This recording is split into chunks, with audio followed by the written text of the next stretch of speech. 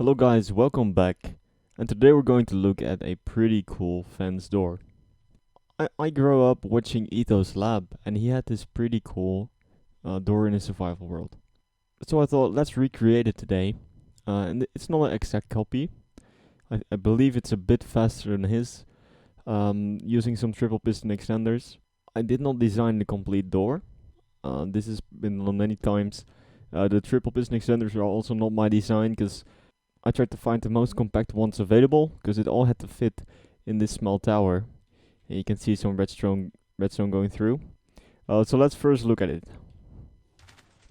So the pressure plate, it puts it up, the gate goes up, you can go through, and then it will close behind you.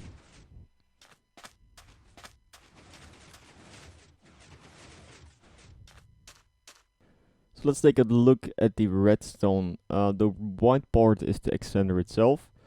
The green part or the blue part is the delay to close it, which is very simple. The purple thing is going up and through the tower, which just goes to another white part, which is the other double piston extender, or triple piston extender, I should say. And then down here we also have the yellow part, which resets the lock, and the red part, which is the input. So this all looks like a lot of stuff, and some of it is not necessary to make this work. You could skip the complete yellow and red section, but I added this in just for some safety. Because what would happen is these doors are very fragile. If you run them twice, so if I would input again before they're finished, which might happen with a pressure plate, so I might run over it and go back over it again and over it again, then these doors would break. So in order to prevent that, I added in a lock. So what happens is when this activates, we convert it to one tick. So I don't matter what the input is, if it's a stone button, a wooden pressure plate, or maybe a wooden button, because we need the tick length to be 15. So with this old school pulse extender, I forgot the name, but what we do is we take a 1 tick pulse and we make it a 15 tick pulse. So this is 4, 8, 12, 15. This door will only work with 15 ticks. Then we take those ticks upstairs with a small delay, and the above extender will only work with a 15 tick. So how does the lock work? Well, it's pretty simple. So we have this line going in, which converts it to 1 tick. Then we make this piston spit out the redstone block, which forces this piston up. So now any input will be blocked because it can't go through. And then after the delay is done, so when it would go up, so the upper part is activated, I have this yellow redstone line, which goes back with a small delay once again, and this will reset the redstone block. So once the redstone block is back in place, we can open and close the door again. You could also choose to make a switch, so open and close separately, but I decided to make it on a timer. So this is the upper part separated. Two things I changed about this. So this is the original design. I had to change one thing. Because we're working with fence gates, I had to switch out the bottom sticky piston part with normal pistons, because we do not want to take the fences back up.